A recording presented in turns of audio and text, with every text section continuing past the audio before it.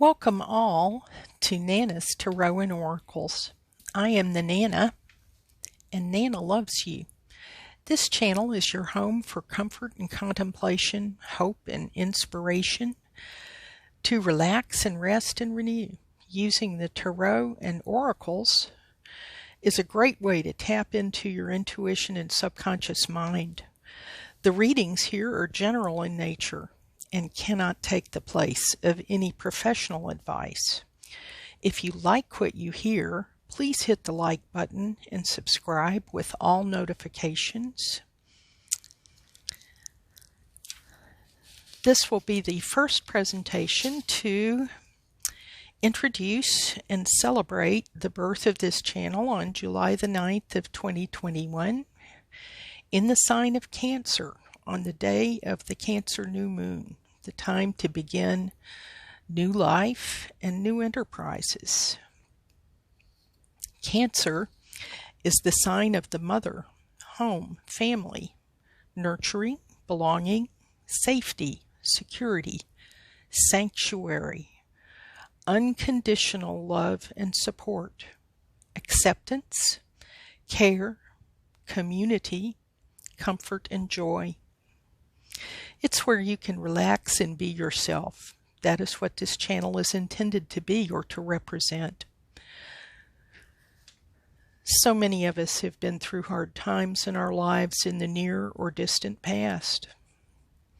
For many reasons, we find that we in our lives are changing in unpredictable ways, and it's scary and sometimes very painful. Tarot and oracles give us ways of remembering the wisdom of our ancestors and using mostly unused parts of our mind while honoring our hearts and spirits to find the right way to move forward on our journeys through life. This channel is part of my journey and a manifestation of my changes. So who am I and why am I here? I'm an old woman. My last birthday in May was my 70th, and I have claimed my cronehood status. Many people think of a crone as being an evil old witch. Actually, the crone is part of the trio of the triple goddesses, a manifestation of the mother goddess. The best description of crone that I have found is by Dr. Clarissa Pinkola Estes, who is presenting a program via an organization called Sounds True on the power of the crone. Dr. Estes says, "Who is the crone? She is the most dangerous, the most radical, the most revolutionary woman in existence. The old one goes where she wants to and acts as she wishes. She lives as she chooses. And this is all how it should be, and no one can stop her, nor ought they to try. We are pulled into the territory of the crone when the need for a deeper, larger understanding of our most meaningful path can no longer be denied. When the gifts hidden in our challenges must be brought forth. If you weep, the crone will move closer to you. Laugh, and she wants to hear the joke.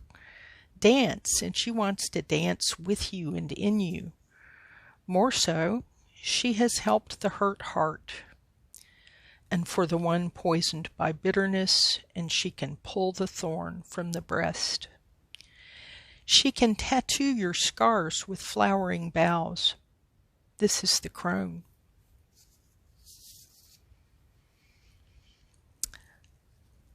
I also saw an article in Smithsonian Magazine back in 2012 about a study that was done describing something called the grandmother hypothesis that highlighted the evolutionary value of grandmothering. This was confirmed through animal and human studies in behavioral and mathematical analyses. My mama sure saved me and my child when I lost everything material for the first time in my life. I was called to serve in a healing profession early in life. I don't remember ever not wanting to be a doctor or a nurse whenever I was asked what I wanted to be when I grew up. I had a long and somewhat varied career in nursing, studying and practicing for 40 years, taught me that we don't know everything and we can't fix everything. But there may be other roads to healing. I have had a full and rich life with wonderful family and friends and hard but fulfilling work. But like many others, we have faced hard times, loss, sorrow, and pain in mind, body, and spirit. The lessons I learned serve to both soften me to understand the struggles of others and toughen me with the knowledge that I can survive, heal, and thrive.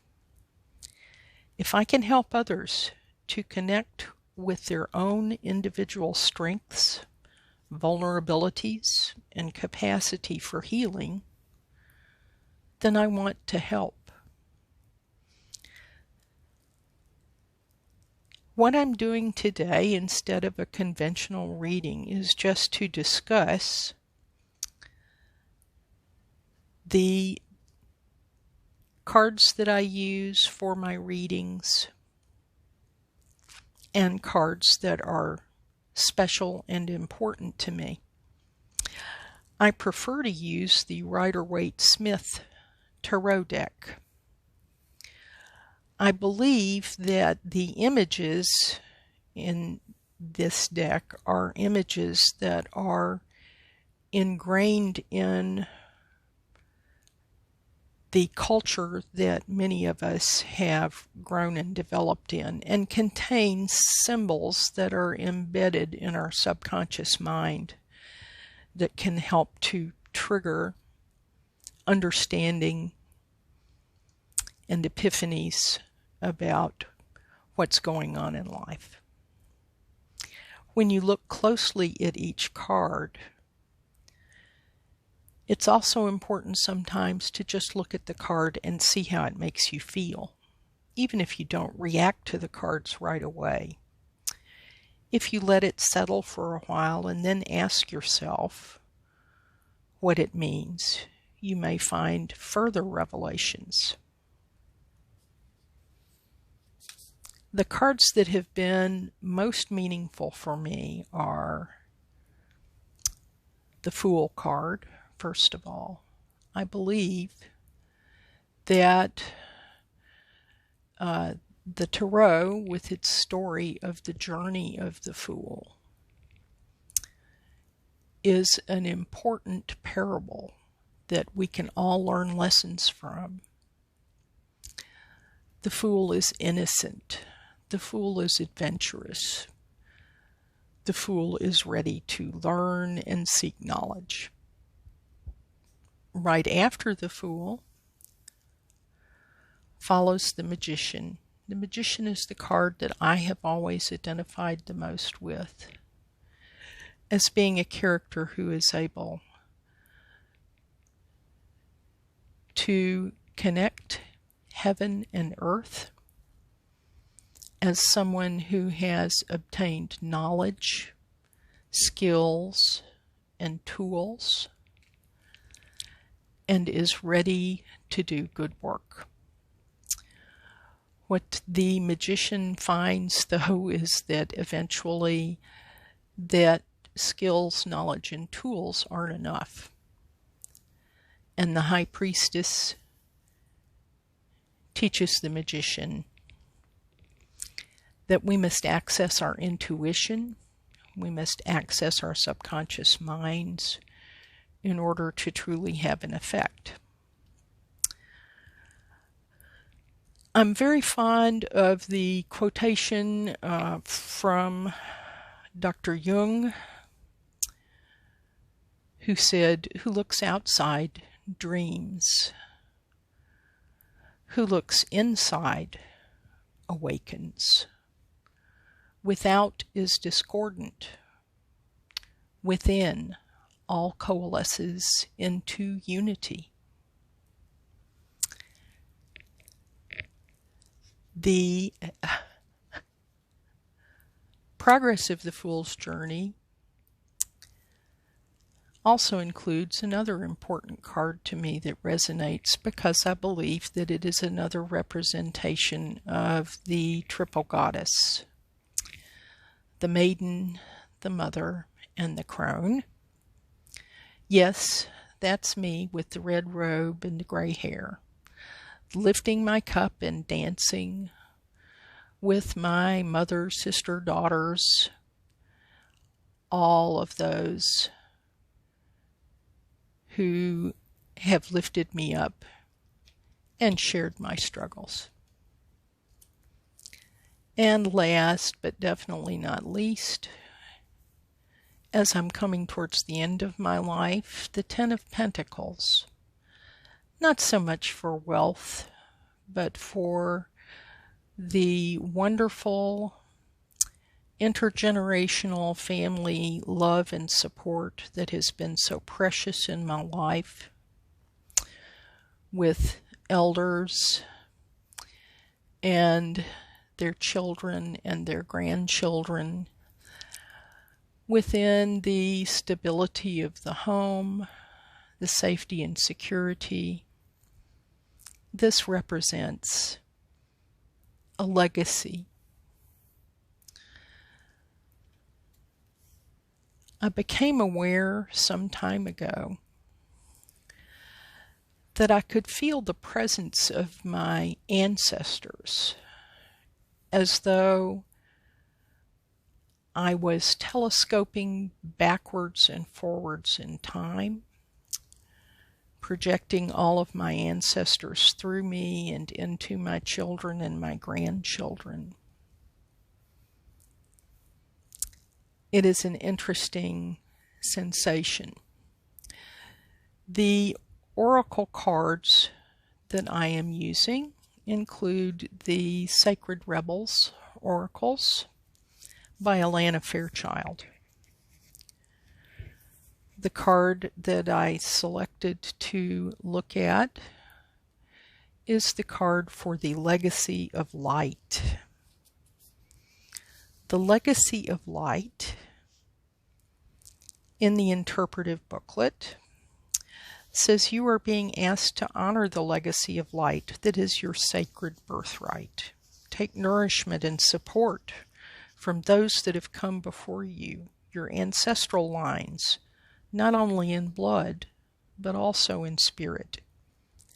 Perhaps these are the beings that have inspired and motivated you to live as a sacred rebel from your heart and with belief in yourself. The more you are nourished by this legacy of light from your past, the more you become a bearer of the legacy for those that will be supported by your light in the future. This is a sacred endowment from the great universal source of light to humanity. It is the light of wisdom, creativity, radical courage, love, and respect that is passed down from the heart of each generation to the next.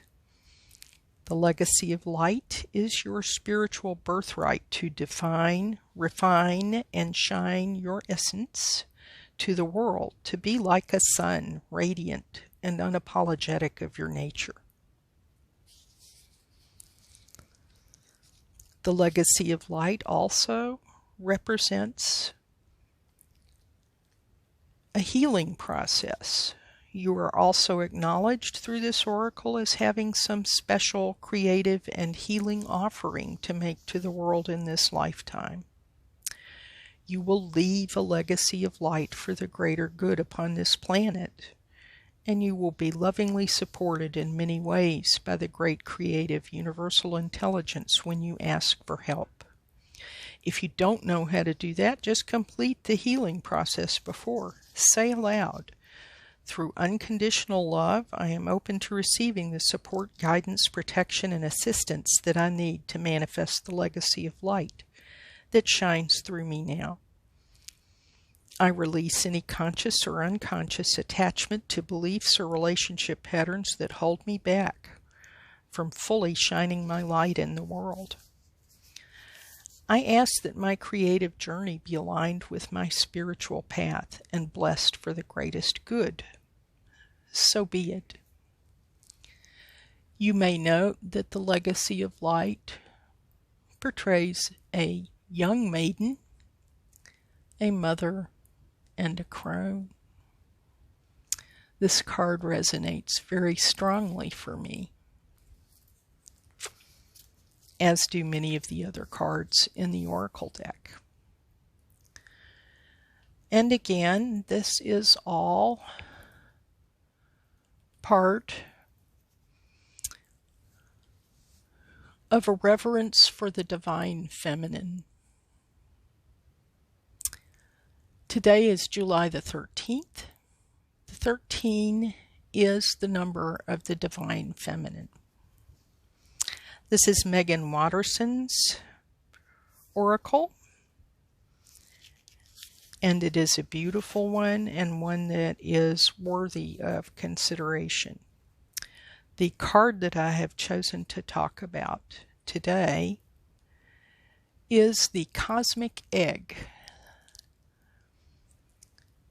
The Cosmic Egg represents the divine feminine. What it says is, "The cosmic egg is the core symbol of the divine feminine's creative force. It is a spiritual motif found in the creation myths of countless cultures and civilizations. It represents a birth, a new beginning, or an expansion of life.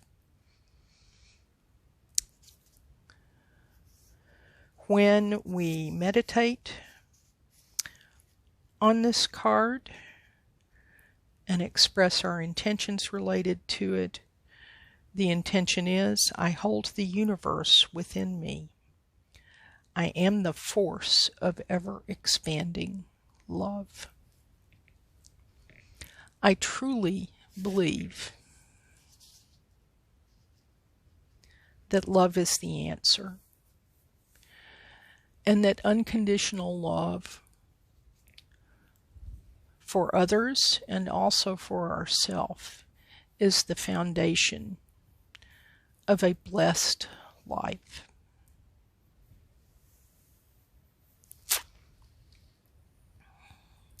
That concludes my presentation for today. I expect to be back sometime Thursday, likely, with another presentation. If you are interested, please hit the like button.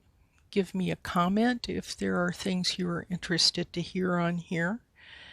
And consider hitting the subscribe button with all notifications. May this channel be a blessing to you for your highest and best purpose and good. I will see you again soon. And always remember that Nana loves you.